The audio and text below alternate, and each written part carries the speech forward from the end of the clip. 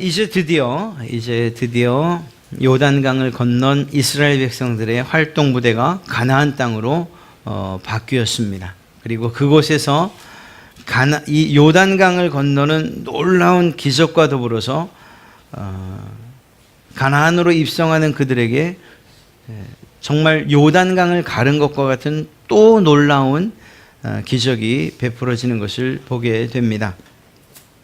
이제 그들의 삶의 터전은 아수르 그리고 바벨론의 포로가 되어서 끌려가는 그때까지는 변함없이 이 가나안 지역에서 그들의 삶이 그리고 그들의 그 역사가 이스라엘의 역사가 이루어져 갈 것입니다.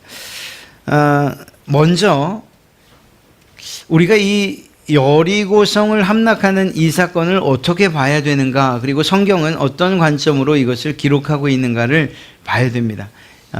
결론 같지만 그러나 먼저 살펴보고 마음에 새기고 그리고 이후에 일어나는 일들을 우리가 듣는 것이 옳을 것 같습니다. 여호수아서 4장 22절에는 너희는 너희의 자손들에게 알게 하여 이르기를 이스라엘이 마른 땅을 밟고 이 요단을 건넜음이라 라고 해서 요단강을 건넌다 라고 하는 이 동사의 히브리 단어 아바르라고 하는 단어를 사용하고 있습니다. 이 말을 다시 말씀드리면 도저히 건널 수 없는 강, 도저히 불가능한 그 일을 하나님께서 도우셔서 건넜다라는 그러한 의미죠. 이게 불가능을 가능하게 하신 하나님의 능력을 이 건너다라는 이 단어에서 살펴볼 수가 있습니다. 그런데 이 똑같은 단어가 어디에 사용되는가, 바로 우리가 읽진 않았지만 여호수아서 6장 7절에도 사용됩니다.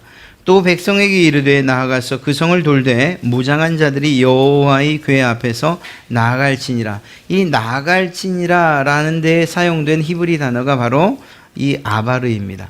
그러니까 건널 수 없는 그 요단강, 불가능한 요단강을 믿음과 순종으로 건넜던 것처럼 이제 여리고 성 또한 함락하거나 또 그 성을 공격해서 빼앗는 것, 그리고 무너뜨리는 것이 불가능한 일이지만, 있을 수 없는 일이고 기대할 수 없는 일이지만, 그러나 그것조차도 이 요단강에서 보여줬던 믿음과 순종을 가지고서 건넌 것처럼 이 여리고성 또한 믿음과 순종으로 나아가면 무너지게 될 것이라 하는 사실을 이 성경 기자는 한 단어, 똑같은 단어를 사용하면서 이야기해 주고 있는 거죠. 믿음과 순종으로 나아갈 때 하나님의 역사를 보게 된다는 이 사실을 먼저 마음에 새기고 우리 여리고성의 사건을 한번 살펴보도록 하겠습니다. 여리고성 함락은 사실은 하나님의 구원의 실제적인 예이자 앞으로 하나님께서 가나안 땅을 어떻게 정복해 나갈 것이라는 것에 대한 모델이기도 합니다. 하나님께서 앞으로 가나안 땅을 이스라엘 백성들로 하여금 이겨나가게 하실 때에 죄송합니다. 이겨나가게 하실 때 하나님이 어떤 방식으로, 그리고 또 하나님의 편에 선 이스라엘 백성들은 어떤 마음으로 임해야 하는가, 그러면 그때에 어떻게 이루실 것인가를 미리 보여주신 것이라는 거죠. 이 방식대로 나가면 그러면 승리하게 될 것이라는 거예요.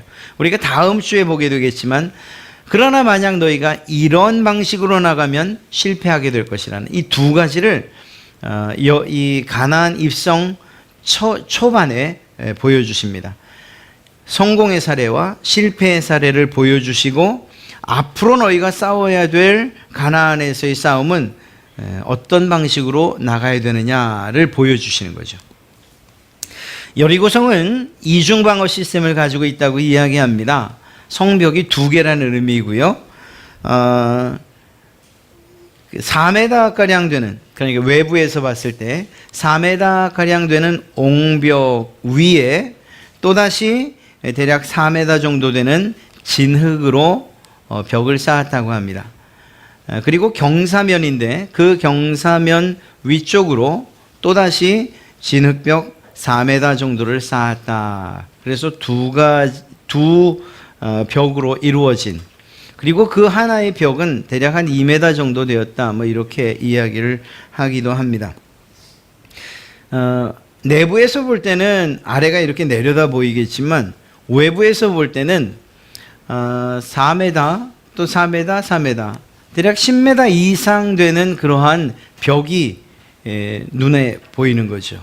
그러니까 실질적으로 이 여리고성을 공격하는 그런 입장에서 보면 굉장히 거대한, 정말 난공불락의 성처럼 여겨질 수밖에 없는 그러한 성인 것입니다.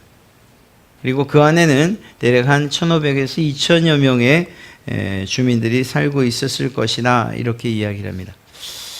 한편으로 생각하면 이스라엘 백성들의 입장에서 볼 때는 정말 공격할 수 없는 튼튼한 성처럼 여겨지고, 그리고 또 그 성에 사는 사람들의 그러한 호전적인 그러한 모습들을 볼 때에, 정탐한 결과 볼 때에 참 쉽지 않다라고 여겼겠지만, 그런데 그 입장을 바꿔서 보면 여리고성 사람들의 두려움 또한 우리가 이해할 수 있습니다. 모압 평지에 자리 잡은 이스라엘 백성들의 수가 대략 200만이나 됐다라고 하면 2,000명이 겪어야 됐을 그러한 심적 부담과 고통, 더군다나 요단강을 마른 땅으로 건너온 이 사건에 대한 소문을 들었을 때에 여리고성 사람들의 간담은 녹는 것 같았을 것입니다. 그것을 어떻게 할 수 있을까요? 이스라엘 백성들이 여리고성을 돌지요. 6번을 돕니다. 매일 하루에 한 번씩. 그리고 마지막 7번째 날에는 7바퀴를 돌게 돼요.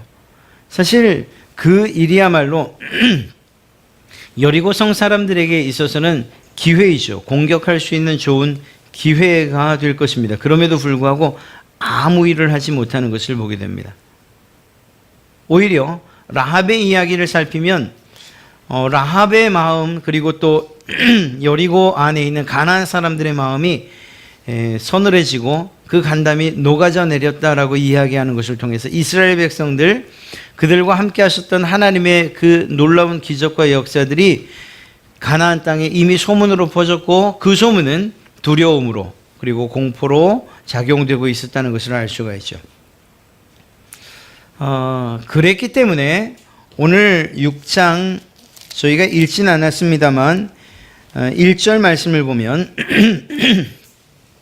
여리고는 굳게 닫혔고 출입하는 자가 없더라라는 이 말과 이렇게 사용한 전략이 여리고성 사람들이 할 수 있었던 최선의 전략이었던 것이라고 밖에 이야기할 수 없어요. 왜냐하면 이스라엘 백성들이 아무리 많다 하더라도 그들에겐 먹을 것에 대한 한계가 있었고, 그래서 여리고성에서 문을 걸어 잠그고 시간을 벌면, 그래서 전쟁을 장기화로 장기적인 그러한 전투로 가게 되면 타격을 입는 것은 이스라엘 백성들일 수밖에 없게 되는 거죠. 그런데 하나님께서는 그 일을 결코 오랫동안, 그 전쟁을 오랫동안 이끌고 가지 않으십니다. 단 7일 만에 끝내시는 거죠. 그리고 실제로 이 7일 안에 여리고성은 모두 함락되고 맙니다. 고고학자들의 이야기에 의하면 이것이 일반적인 공성전과는 다르다는 그러한 결론을 내리게 합니다. 일반적으로 이제 성벽을 무너뜨리면, 그래서 어떤 벽을 무너뜨리는 무기들을 사용한다든가 그러한 기구를 사용하면 성벽이 안으로 무너지게 되어 있지 않습니까? 그런데 고고학자들의 그러한 발굴에 의하면 이 성벽이 바깥쪽으로 무너진 거예요.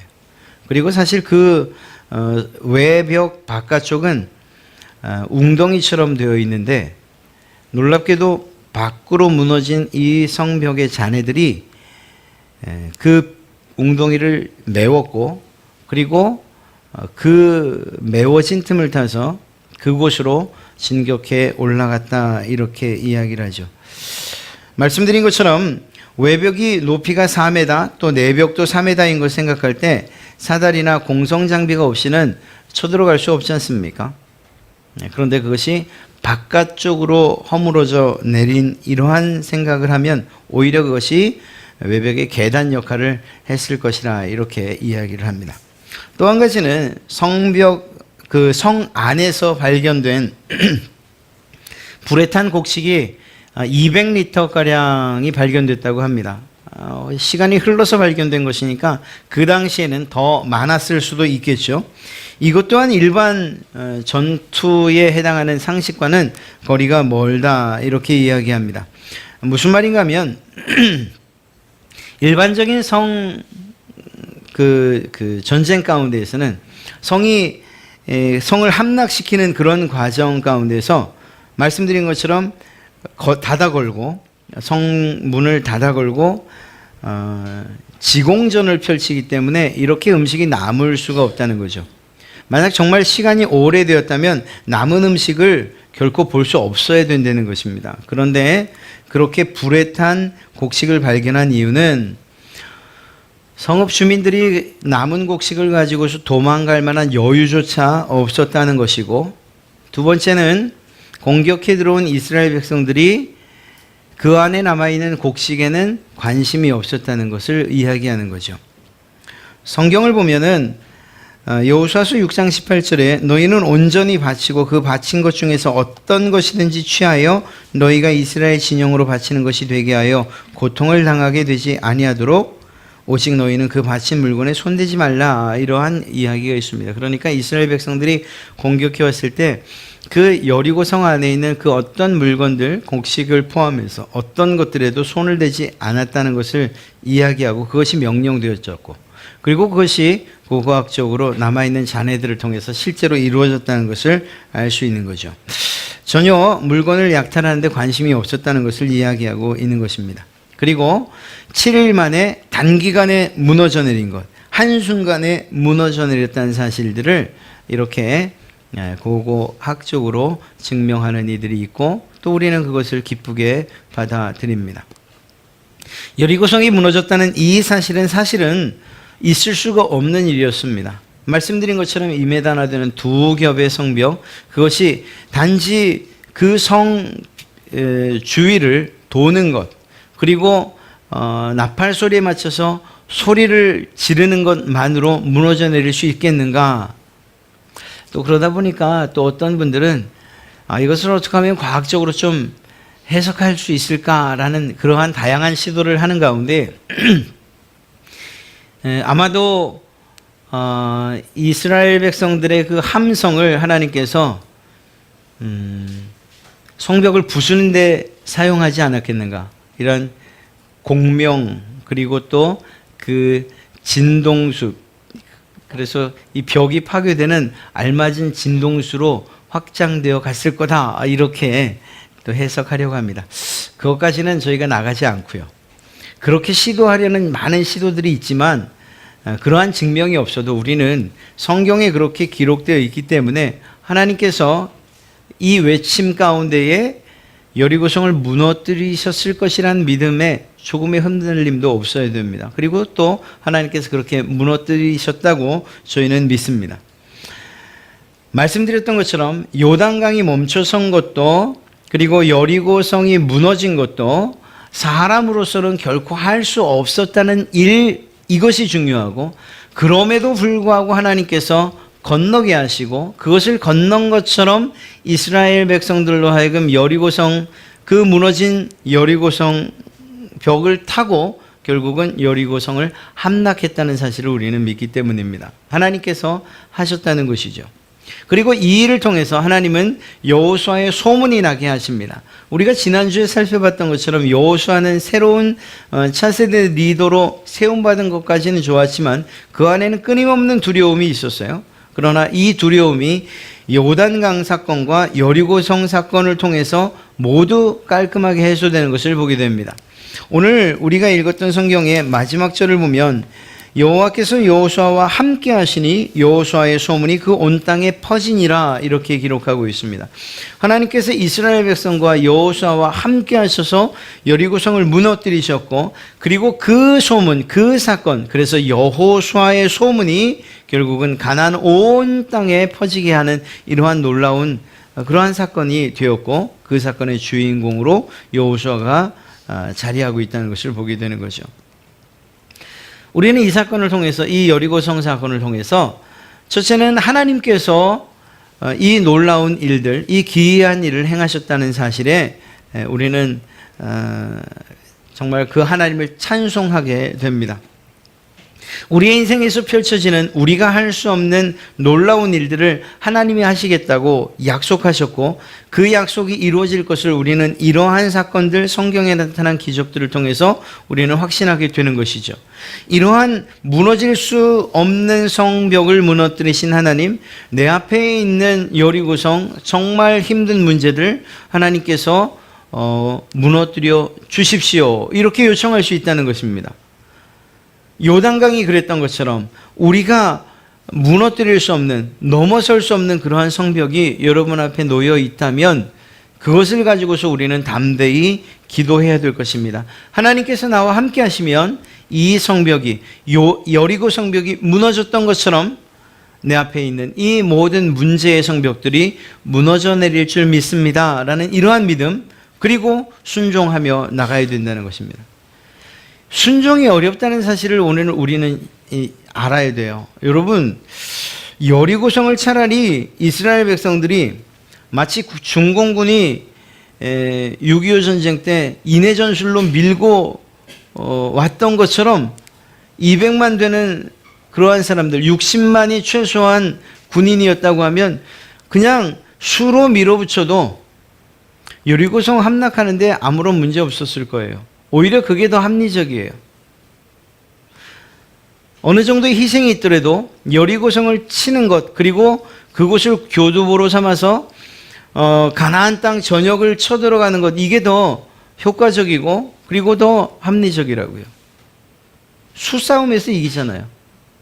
그런데 그 많은 수, 정말 어느 정도 수가 뽑혀서 돌았는지 200만 명이 다 돌았는지 모르겠습니다만, 이 도는 것 자체가, 그리고 함성을 지르는 것 자체가 여리고성을 무너뜨리는 방법이다라고 말씀하셨을 때에 어떤 사람들은 코웃음을 칠 수밖에 없었을 것이라고요. 하나님, 차라리 나가 싸우면 되지 않습니까? 내가 힘이 있는데, 우리에게 능력이 있는데, 우리의 군사가 있는데. 왜냐하면 이스라엘 백성들이 지금 이 여리고성과의 싸움이 처음이 아니에요.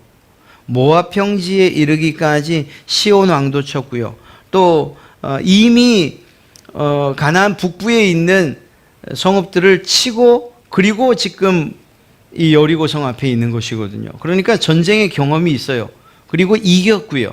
그러면 여리고성도 어느 정도의 손실을 감안하고 싸우면 되는 것이라니까요. 오히려 여호수아가 작전을 잘 세워서, 그래서 그 성을 공격했더라면 이스라엘 백성들에게 좀 더 인정받는 지도자가 될 수도 있었을 거예요. 그런 비슷한 일이 다음 주에 나오잖아요. 아이성 싸움에서 여호수아가 아주 놀라운 작전을 펼쳐요. 그런데 그게 실패하지 않습니까? 무엇을 이 여호수아서를 통해서 우리에게 우리에게 알려주시고자 하시는가? 우리의 지혜가 아무리 뛰어나도, 반대로 우리가 아무리 이해할 수 없어도 하나님께서 하시면 그 일이 반드시 이루어진다는 사실을, 그 사실을 알게 하시려는 거예요. 이스라엘 백성들에게도 알게 하시고자 하는 것이고, 우리에게도 그 사실을 알려주시고자 하는 것이라고요. 생각해 보세요. 그냥 그 성 주위를 돈다고 해서, 그리고 아무리 소리를 크게 외친다고 해서 그 성이 무너지거나 혹은 우리가 함락할 수 있는 조건으로 변화된다고 누가 믿을 수 있겠습니까? 그럼에도 불구하고 여호수아는 그 일을 묵묵히 순종해 가는 것을 보게 됩니다. 이해할 수 없지만, 그러나 말씀하신 대로 행동하는 것을 순종이라고 이야기하죠. 오늘날 우리 앞에 놓여 있는 여리고성과 같은 문제들을 해결하기 원하신다면 우리에게 필요한 것이 바로 이거예요. 하나님께서 때로는 이 일들을 해결하실 때에 이해할 수 없는 방법으로 명령하시기도 해요. 때로는 손해보라고 말씀하시기도 하고요. 때로는 기다리라고도 이야기하셔요. 내게 힘이 있어서, 내게 능력이 있어서 하나님 내가 이렇게 하면 좋겠습니다 라고 말할 때 단호하게 거절하시는 이러한 하나님의 음성들을 듣기도 합니다. 그때 필요한 것이 무엇이냐고요? 이해할 수 없지만, 도저히 믿을 수 없지만, 그러나 그것을 믿고 하는 거예요. 그것을 성경은 순종이라고 이야기하는 거예요. 하나님께서 돌아라, 그리고 외쳐라, 이해할 수 없고 믿을 수 없지만 그 사실에 대해서 묵묵히 따라 돌고 그리고 외치는 이것을 순종이라고 이야기한다고요. 오늘날 우리에게 필요한 것이 있다면 바로 이것인 것입니다. 특히나 모든 것이 검증되어야 되는 시대, 과학적으로 증명되어야 되는 시대, 합리적이고 이성적이어야 믿을 수 있다고 하는 이 시대에 하나님을 믿는 것이 얼마나 어리석어 보이는지 알 수 없어요. 예수 그리스도를 통하여서 구원받는다는 사실이 우리에게 얼마나 공허하게 또 다른 사람들이 볼 때에 조롱거리처럼 여겨지는지 알 수 없어요. 그럼에도 불구하고 우리는 그것을 포기할 수 없다니까요. 왜냐하면 그것에 생명이 있고 그것에 승리가 있기 때문인 거예요. 이 사실을 좀 더 명확하게 보여주는 사건이 바로 라합의 사건입니다. 라합은 정탐원 두 사람을 숨겨주고 살려줘요. 그리고 그것 때문에 약속을 하나 하게 되죠. 당신네 집에 창문에 붉은 줄 하나를 내리십시오. 그리고 우리가 쳐들어오는 그날, 이 여리고성을 함락하는 그날 당신이 모을 수 있는 당신의 친척들, 부모들, 친지들 다 불러 모아 이 집안에 두기만 하면 그러면 그들이 살 것입니다라는 약속을 받게 됩니다. 여러분, 라합이 이 정탐꾼들을 살려줬기 때문에 그가 기회를 얻은 거예요. 살 수 있는 기회를. 그러나 더 정확하게 말해서 라합이 살 수 있었던 것은 무엇인가 하면 그 이스라엘을 통해서 역사하시는 하나님의 그 위대하심과 권능을 믿었기 때문이죠. 하나님이 하신 일들에 대해서 허투루 듣지 않고 그 하나님께서 여리고성을 공격한다면 우리는 질 수밖에 없다는 사실을 믿었던 거예요. 하나님의 권능을 믿었던 거예요. 그리고 그 사실에 대해서 자기에게 주어진 기회를 하나님의 말씀에 순종하는 것으로서 살 수 있었던 것입니다. 라합의 직업이 뭐였다고요? 기생이라니까요. 그냥 오늘날 우리가 생각하는 그러한 직업으로 생각하시면 틀리지 않아요. 그 당시에는 굉장히 존중받는 직업이었을 거다? 아니에요. 그렇지 않아요. 지금 우리가 생각하는 그 정도. 오히려 천하게 여겨지는 그러한 직업이고 다른 사람들이 인정하지 않는 그런 직업이에요. 그런데 그 집에 어느 날부턴가 빨간 줄이 매달려 있는 거죠. 혐오스럽기도 하고 이상하기도 하고 무슨 짓을 하는 것인가 이러한 생각이 들기도 했을 거예요. 때로는 와서 누군가가 그를 협박했을지도 몰라요. 그거 좀 떼버리라고. 동네 분위기 어수선하게. 안 그래도 지금 흉흉한 소문들이 도는데 그거 빨간 줄 보기 싫게 그거 매달고 있냐고. 제발 좀 띄라고. 그러나 라합이 그것을 뗄 수 있었을까요? 그럴 수는 없어요. 왜냐하면 그것은 그에게는 생명줄이었기 때문이에요. 누가 뭐라고 해도 그것을 떼낼 수가 없어요. 혹여라도 간밤에 누가 떼어버렸으면 다음날 또 다른 줄을 갖다 맬 수밖에 없어요. 이게 검정색인지 빨간색인지 모를 그런 줄도 아니에요. 아마 정말 누가 봐도 새빨간 줄을 매달았을 거예요. 멀리서 보일 수 있도록 어쩌면 더 굵은 줄을 매달았을지도 몰라요. 다른 것은 다 포기해도 차라리 내가 조롱당하고 또 멸시당하고 그리고 누군가에게 이렇게 손가락질 당하고 위협과 협박을 당한다 하더라도 적어도 이것만큼은 포기할 수 없었던 거예요. 그리고 그것을 끝까지 지켜내요. 오늘 우리가 읽은 말씀을 보니 참 라합이 대단한 것이 그 집에 그의 부모도 그의 형제도 그에 속한 모든 것 그리고 그의 친족들도 다 그 집에 모았던 것을 알 수가 있어요. 그가 뭐라고 얘기했겠어요? 이제 이스라엘 백성들이 쳐들어오면 살 수 있는 집은 우리 집 한 집밖에 없다. 얘기하지 않았겠어요? 그리고 그 중에는 믿었던 친족들도 있었겠지만 믿지 않았던 친족들도 있었을 거예요. 정말 단순한 이야기 아닙니까? 믿고 라합 집에 있으면 살고 그렇지 않으면 죽는 거예요. 이러한 구원의 그 이야기가 얼마나 미련해 보여요. 그렇지 않습니까? 그런데 이 놀라운 구원의 이야기들이 반대로 이 미련한 구원의 이야기들이 라합에게만 적용된 게 아니에요. 하나님의 구원 방법을 보시면 공통적으로 너무 미련스럽다 싶은 것들이 한두 가지가 아니에요. 그리고 구원의 조건들도 너무 간단해요. 노아의 방주를 봐도 그래요. 얼마나 미련합니까? 산에다가 배를 짓다니. 이해할 수 없는 일이죠. 그리고 이야기해요. 들어오면 사는 거고 밖에 있으면 죽는 거라고요. 이집트에서 탈출할 때에 마지막 재앙 장자가 죽는 그 일, 뭘 하라고 하죠? 양을 잡고 그 잡은 피로 좌우 문설주와 인방에 바르라고 얘기를 해요. 여러분, 좌우 인방과 그리고 문설주에 바르라고 해요. 이게 도대체 무슨 말이에요? 얼마나 보기에 불편합니까? 피라는 것이 그런 볼 때의 거부감을 갖게 하는데 그걸 문에다가 밖에다 발라야 돼요. 창피해가지고 못 바르는 사람들은 어떻게 됐을까요? 말할 것도 없어요. 그냥 마다들이 있었다면 죽는 것이에요.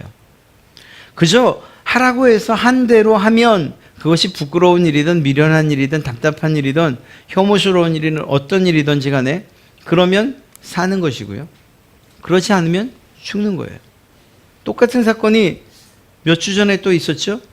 놋뱀이요. 뱀에게 물렸는데 놋으로 만든 뱀을 쳐다보며 산다고요? 말 같지도 않은 이야기죠. 그러나 그 말 같지도 않은 이야기대로 쳐다보면 살고 안 쳐다보는 이들은 죽은 거예요. 이 얼마나 간단합니까? 라합 사건도 마찬가지예요. 라합의 집에 있었으면 사는 것이고 밖에 있었으면 죽는 거예요. 고린도전서 1장 18절에서는 무엇을 이야기하고 있는가 하면 십자가의 도가 멸망하는 자들에게는 미련한 것이요 구원을 받는 우리에게는 하나님의 능력이라는 이야기가 있어요. 라합에게 있어서 그 붉은 줄, 그것은 멸망하는 사람들에게 보면 미련한 것일 수밖에 없어요. 괴기스럽고 흉물스러운 것일 수도 있어요. 저주스럽게 보일 수도 있어요. 그러나 구원을 약속받은 라합에게는 그건 하나님의 능력이 되고 하나님의 보호가 되는 것인 줄로 믿습니다. 이 똑같은 사건이 지금도 오늘날 우리에게 적용되고 있다니까요. 십자가의 도가, 십자가에서 피 흘리신 예수 그리스도 그 보혈을 믿는다는 이 사실, 예수 그리스도로 구원을 받는다는 것, 십자가에서 죽으신 예수 그리스도를 믿음으로 구원받는다는 이 사실, 믿지 않는 자들에게는, 멸망당하는 자들에게는 미련한 것일 수밖에 없어요. 아니, 믿을 것이 없어서 내 생명을 그 죄인, 그 가장 흉악무도한 자가 매달린다는 그 십자가에 죽은 예수를 믿으라고, 때로는 실패라고 이야기하는 그 실패자, 그저 성인 정도의 한 사람으로 취급하는 그 예수 그리스도를 믿으면 구원받는다고, 난 그건 못하겠다는 거죠. 이해할 수 없고 너무 미련스러워 보인다고. 아니, 사람이 의로운 일들을 하고 착한 일들을 해야 구원을 받고 천국을 가는 거지, 믿는다고 구원을 받는다고? 나 그거 못 믿겠어. 안타깝지만 그들을 향해서 오늘 성경이 말하고 있는 것, 멸망하는 자들에겐 미련한 것으로밖에 여겨지지 않는다니까요. 그러나 사랑하는 여러분, 이 자리에 계신 여러분에게는 그 십자가에도 예수 그리스도 그분이 어떻게 느껴지십니까? 우리의 영원한 생명을 책임지고 계신 하나님의 능력이요 사랑으로 그렇게 여겨지지 않으십니까? 바로 그것입니다. 보십시오. 라합이 결코 붉은 줄을 포기할 수 없었어요.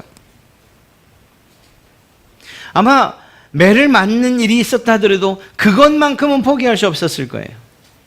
자기의 모든 삶의 그러한 그 일들, 자기가 살아가기 위해서 하는 일들, 그거는 포기할 수 있었어도 그 붉은 줄은 포기할 수 없었을 거예요. 조롱과 멸시 당할 수 있었어요. 그러나 붉은 줄은 포기할 수 없었어요. 오늘날 똑같은 질문을 오늘 이 말씀은, 이 여호수아서에 기록된 이 말씀은 여러분들에게도 던지고 있는 거예요. 라합이 포기할 수 없었던 것처럼 당신은 십자가에도 그 십자가에 흘리신 예수 그리스도 그 보혈의 그 공로를 포기할 수 있습니까? 십자가 포기하겠습니까? 라고 묻는 거예요. 창피하죠? 부끄럽지요? 때로는 그것 때문에 손해보는 일들이 얼마나 많은데요.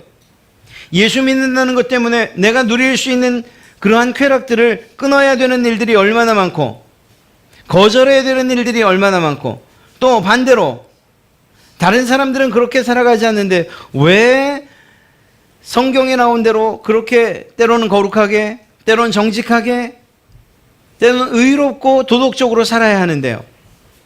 그렇게 살아서, 그렇게 착하게 살아서 세상 성공할 수 없다는 사실을 아는데 왜 그렇게 살아야 되는데요? 십자가를 포기할 수 없기 때문이에요. 왜냐하면 그것이 우리에게 생명임을 알기 때문입니다.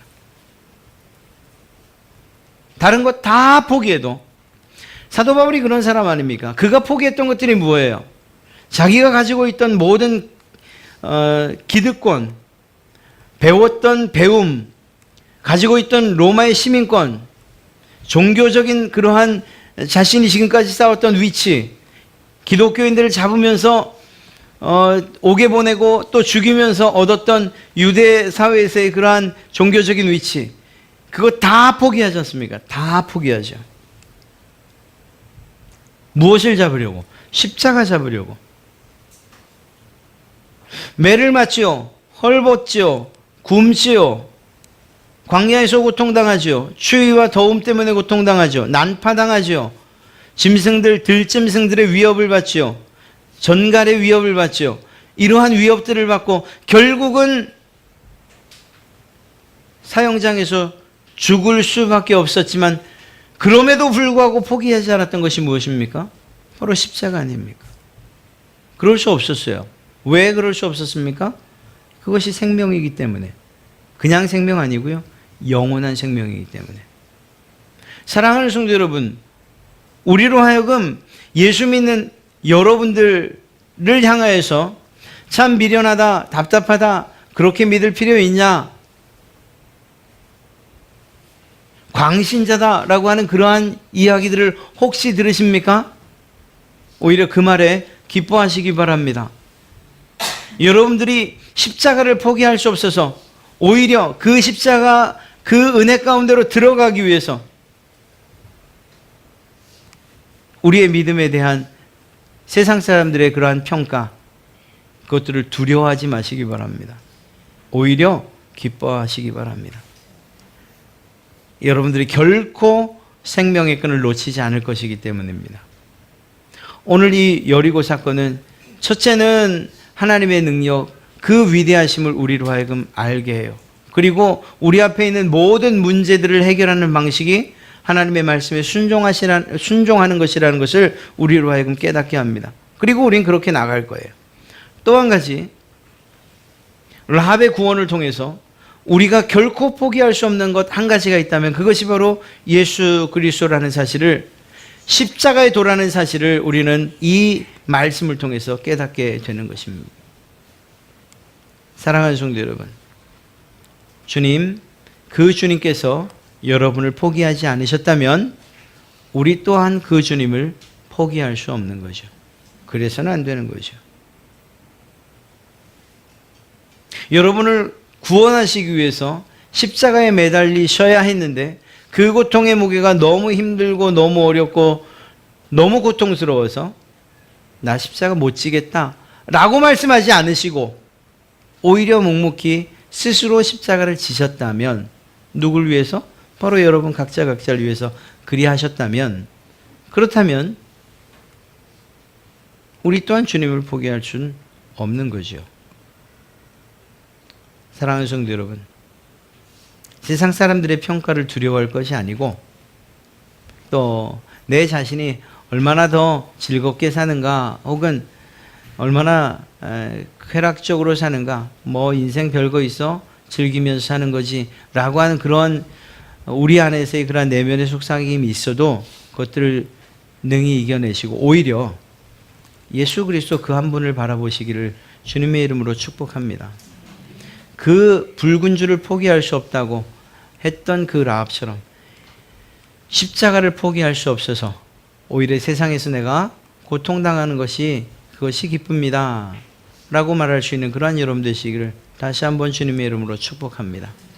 이러한 순종과 이러한 믿음으로 하나님께 기쁨 되는 그러한 여러분 되시기를 주님의 이름으로 축복합니다.